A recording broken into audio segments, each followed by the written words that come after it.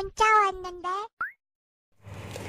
Di kehidupan sebelumnya, seorang laki-laki dipaksa untuk berkultivasi ganda oleh kaisar wanita yang glamor selama 100 tahun. Kemudian, laki-laki tersebut memotong jiwanya hanya untuk kabur dan bereinkarnasi. Sebelum admin lanjutkan, admin ingatkan di cerita kali ini agak sedikit vulgar pada gambar ya. Jadi mohon bersabarlah dan disarankan menonton di tempat ramai. Itu hanyalah sebuah tubuh fana. Meskipun kau memiliki tubuh primordial chaos, kau hanyalah seekor cacing. Namaku Jiang Han. Karena sebuah kecelakaan, jiwaku menembus dunia ini dan wanita yang menunggangiku adalah Yang Qingchen. Dia adalah dewi pertama di dunia kultivasi saat ini. Dia adalah dewi pertama di dunia kultivasi saat ini. Ratu Istana Luosen.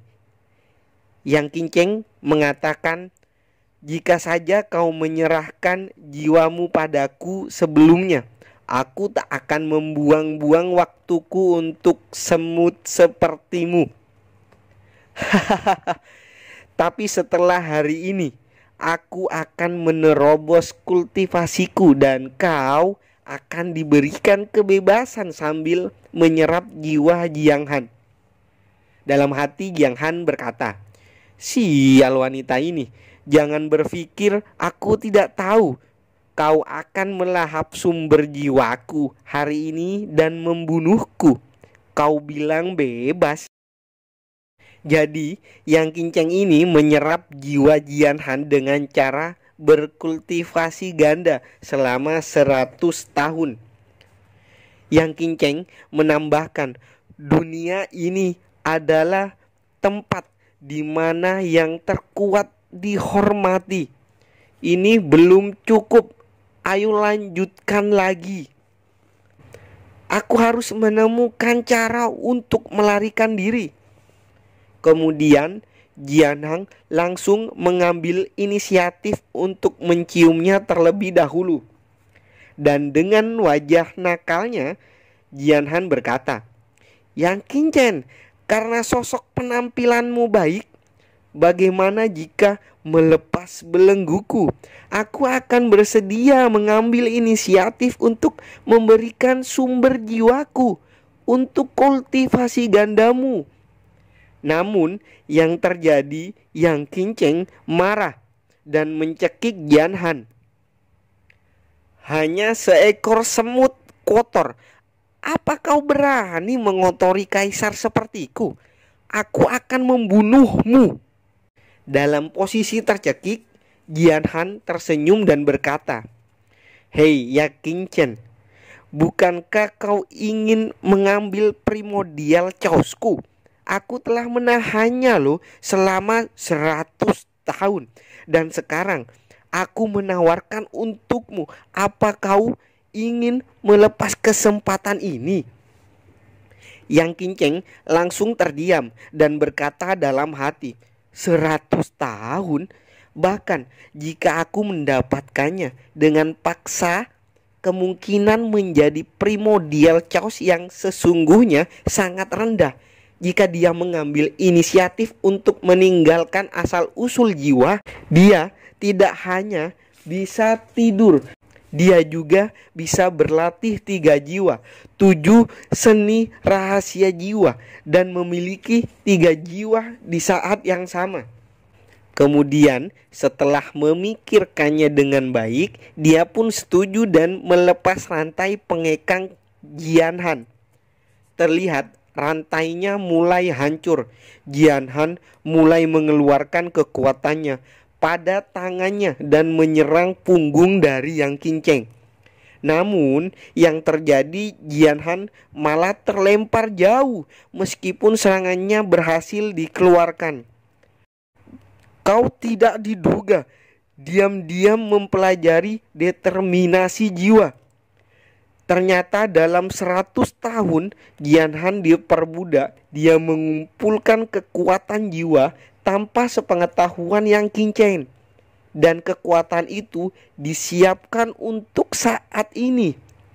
Meski serangan tadi tepat sasaran dan membuat sebuah lubang di tubuh Yang Qingchen, ternyata itu bukanlah apa-apa baginya. Jian Han pun segera berlari keluar dari ruangan tersebut. Akan tetapi Yang Qingchen dapat mengejarnya dan meraih pundak Jian Han. Seketika jiwa yang dimiliki Jian Han keluar. Sebelum semua jiwanya keluar, Jian Han kembali memberikan serangan yang sama. Itu membuat tubuhnya kembali terlempar akibat perbedaan kekuatan yang cukup besar.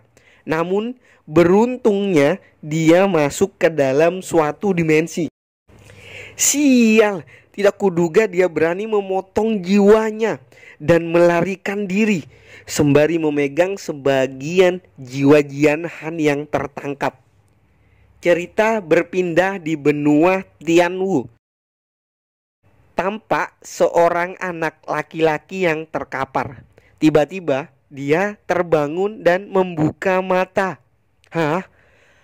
Aku lolos dan bisa kabur. Dan sekarang aku memiliki sebuah tubuh. Kemudian dia berdiri dan tertawa keras. Diketahui Jian Han masuk ke dalam tubuh anak laki-laki ini. Tiba-tiba di belakangnya ada seorang wanita. Hah? Bagaimana bisa kamu belum mati? Wanita ini bernama Lin Fuyu. Ia masih heran kepada Jian Han yang sebelumnya sudah ia berikan racun Ling Hua. Bahkan menurutnya ia juga tak akan bisa bertahan jika menahan racun semacam itu. Pikiran pemilik tubuh sebelumnya mulai terlihat oleh Jian Han. Dijelaskan bahwa pemilik tubuh sebelumnya bernama sama, yaitu Jian Han. Dia mengagumi Lin Fuyue yang merupakan 3 keluarga besar di kota Piaksui. Namun karena bakatnya yang rendah, dia tidak pernah diperlakukan dengan baik, sehingga puncaknya dia mati terbunuh karena diracuni. Jian Han terlihat sangat membenci nasib yang menimpa oleh si pemilik tubuh sebelumnya. Mengetahui Jian Han belum mati, Lin Fuyue mengeluarkan kekuatannya dan berniat membunuhnya sekali lagi. Tiba-tiba ada seorang yang mendekat. Fuyue, sudah kubilang untuk membunuhnya secara langsung kan? Diketahui dia bernama Zhang Hen yang merupakan tunangan dari Lin Fuyue. Saat mereka kembali melihat Jian Han, mereka berdua pun terkejut karena Jian Han ternyata sudah menghilang. Jian Han mengambil kesempatan untuk berlari kabur. Namun hal itu sia-sia karena dia dapat dikejar dengan mudah oleh mereka berdua.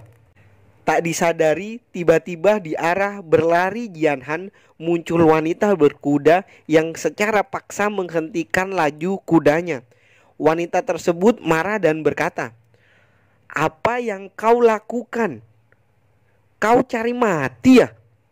Dia bernama Yan Ruxue, gadis yang cantik. Bersamaan dengan itu, Lin Fuyue dan Zhang Hen sangat terkejut melihatnya. Ruxue berkata, "Apa yang sedang kau lakukan? Apa kau tidak tahu kalau berkelahi dilarang di kota Piaksui?" Mereka berdua pun langsung ketakutan dan beralasan jika Jian Han seorang pengkhianat di keluarga Jiang dan dia telah mencuri sebuah pil. Hal ini mereka lakukan agar Ruxue tidak mengetahui jika alasan sebenarnya mereka berdua ingin membunuh Jian Han. "Benarkah yang kau katakan? Apakah kau Jiang Han yang terkenal itu? Keluarga Jiang telah mengirim prajurit untuk menangkapmu karena hukuman berat. Jiang Han kaget mengetahui hal itu. Dia pun berakting dan menjelaskan jika dia dijebak oleh Fu Yue karena dia jatuh cinta sehingga dia tertipu dan berani mencuri sebuah pil. Aku tiba-tiba menemukan bahwa kalian berdua sedang bekerja sama di balik semua itu. Di sini Ruksue seakan mengerti tentang apa yang terjadi. Namun berbeda dengan mereka berdua yang kesal karena rahasianya kini dibongkar. Dengan masih berakting, Jian Han berkata, "Sekarang kau ingin membunuhku setelah aku meminum pil?" Zhang Hen segera melompat dan menghunuskan pedangnya ke arah Jiang Han. Sebelum pedangnya mengenai Jiang Han, Ruksue menghentikannya. Diketahui jika Ruksue ini adalah anak penguasa kota Piaksu. Aku yang akan membawa orang ini secara pribadi dan biarkan keluarga Jiang menentukan kebenarannya. Sambil ketakutan, Jiang Han mengancam Ruksue. Aku dengar Yang Mulia ingin menikahi Nona Ruksue. Dan saudara laki-lakiku adalah orang kepercayaan Yang Mulia. Diancam seperti itu, Ruksue segera mencabut pedangnya dan mengeluarkan kekuatannya. Jiang Han terhempas dan Zhang Hen serta Fu Yue tidak mampu menahan kekuatan tersebut. Kekuatan Ruksue berada di cermin Tongmei tingkat 3. Untuk tingkatan penjelasan kekuatannya admin bahas seiring berjalannya ceritanya ya. Mengetahui dirinya dapat backingan, Jiang Han mulai memprovokasi mereka berdua. Ini saja untuk hari ini. Karena demi keluarga Yan Ruksue, aku tidak akan membunuhmu. Namun, jika kau tertangkap lagi, aku akan membuatmu terbunuh. Mereka berdua pun bergegas pergi. Ruksue menempelkan pedangnya di leher Jiang Han dan mengajaknya untuk pergi ke keluarga Jiang untuk memberikan keadilan. Namun sambil tertawa, Jiang Han secara perlahan menepis pedang Ruksue dan berkata, "Tidak perlu terburu-buru, karena aku punya cara untuk menyelamatkanmu agar tidak menikahi Yang Mulia." Dengan serius Ruksue berkata, "Lalu bagaimana caranya?" Cerita berpindah di kediaman penguasa kota. "Apa kau ingin menikahinya?" ungkap seorang pria dengan marah. Pria tua ini adalah ayah dari Yan Ruksue dan juga merupakan penguasa kota. "Aku tidak setuju anak itu. Ia tidak hanya kurang memiliki bakat, tetapi dia juga terkenal buruk." Jiang Han yang mendengarkan percakapan itu dari luar tertawa senang dan berkata, "Tidak aku duga, aku menemui mertuaku begitu cepat." "Ayah, ibu, istana prefektur telah mengirimkan pasukan untuk melamar pernikahanku dan akan segera tiba dalam waktu 3 hari. Situasi saat ini, kita hanya memiliki sedikit musuh dan kekuatan kita juga sedikit. Dengan hanya merekrut menantu, kita dapat menolak untuk menjalin hubungan. Karena jika kita menolak secara langsung, maka pangeran punya alasan memanggil seluruh pasukannya untuk menyerang keluarga kita." "Tapi kenapa harus dia?" ungkapnya sangat marah. Cerita mundur ke belakang saat Jiang Han menawarkan sebuah cara kepada Ruksue.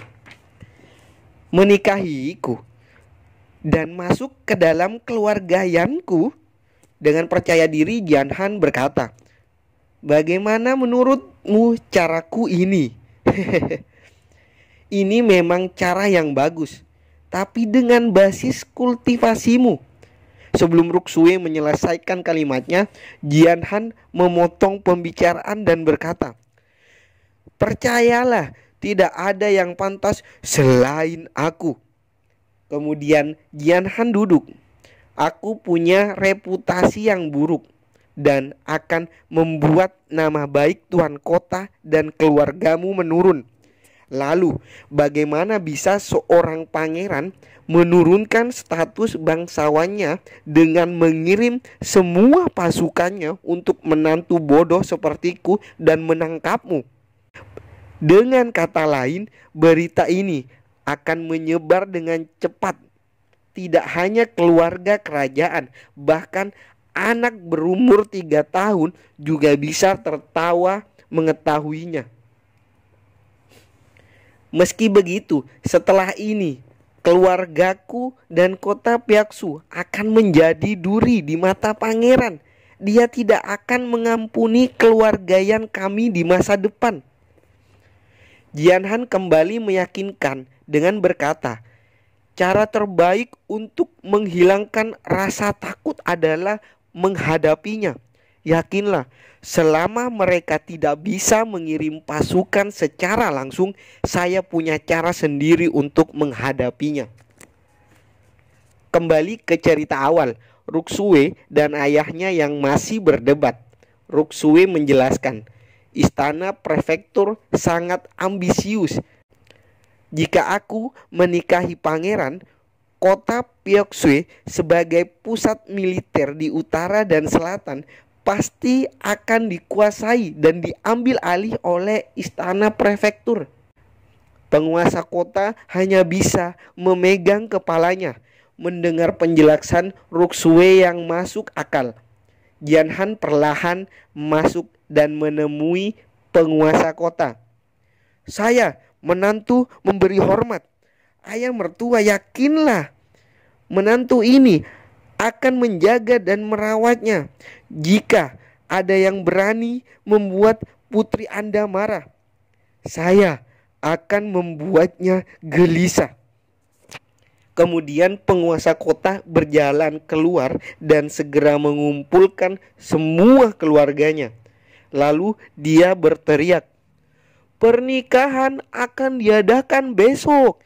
Tidak peduli seberapa tergesa-gesanya ini. Cepat kalian persiapkan dan sebarkan." Cerita berganti di keesokan harinya. Pada saat ini Jian Han sedang berendam di kolam air panas milik penguasa kota. Dia juga berkultivasi dengan cara meminum 6 pil body tampering. Diketahui jika Jian Han melatih teknik jiwa, dia memiliki jiwa primordial chaos. Saat ini dia berhasil membuat 3 jiwa dari 7 jiwa. Dan dari ketiga jiwa, berarti Jian Han dapat memiliki 1 pemikiran dan 3 kegunaan. Dengan begitu, kecepatan kultivasinya sangat jauh berbeda dengan manusia biasa. Beberapa saat kemudian, tubuh Jian Han mengeluarkan ledakan kekuatan, yang berarti dia berhasil menerobos dan naik ke tingkat selanjutnya. Dia terlihat sedikit senang dengan tingkatan awal kultivasinya yang sekarang berada di Ki Gathering tahap kedua. Dijelaskan, untuk urutan tingkat kekuatan mulai dari yang terendah adalah Ki Gathering, Tongmai, Little Master, Grand Master, Wu Hao, Sain, dan Juedian. Dan di setiap level dibagi menjadi 9 peringkat. Dikatakan setelah mencapai tingkat ke-7, seseorang bisa berlatih lagi untuk memasuki alam bawaan. Dan dikatakan orang tersebut bisa berumur panjang. Kemudian seseorang gadis masuk dengan membawakan Jian Han baju. Diketahui gadis itu bernama Xiang Er. Ia merupakan pembantu di kediaman penguasa kota. Xiang Er menyuruh Jiang Han untuk segera memakai bajunya. Jiang Han menanggapi dengan santai dan menyuruhnya untuk tidak terlalu terburu-buru. Xiang Er mengingatkan jika hari ini adalah hari pernikahannya dengan Ruksue. Ia berkata, meskipun pernikahannya terburu-buru, semua orang di kota akan diundang untuk memberikan selamat kepada Anda. Dan setelah Jiang Han memakai bajunya, dia berkata, aku khawatir ini akan lebih dari sekedar ucapan selamat. Aku penasaran sampai sejauh mana pertunjukan bagus ini nanti. Kemudian dengan wajah serius dia berpikir, jika saat ini hal terpenting untuk dirinya adalah meningkatkan kultivasinya secepat mungkin sebelum Yang Qinceng menemukannya. Cerita berpindah di acara pernikahan. Terlihat sudah banyak tamu yang datang.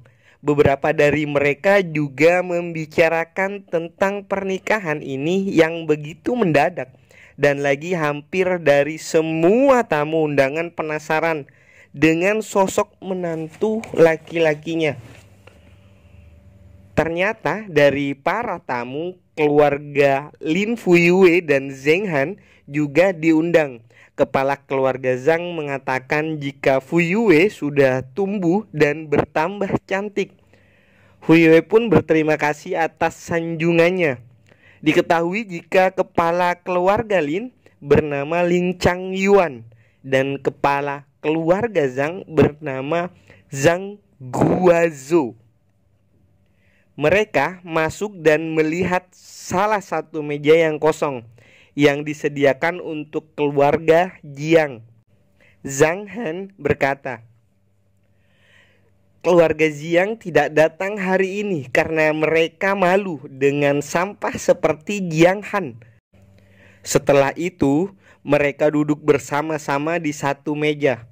Di sini Fuyue mengatakan jika dirinya penasaran dengan menantu laki-laki tuan kota dan mulai berspekulasi jika menantu tersebut adalah pangeran mahkota.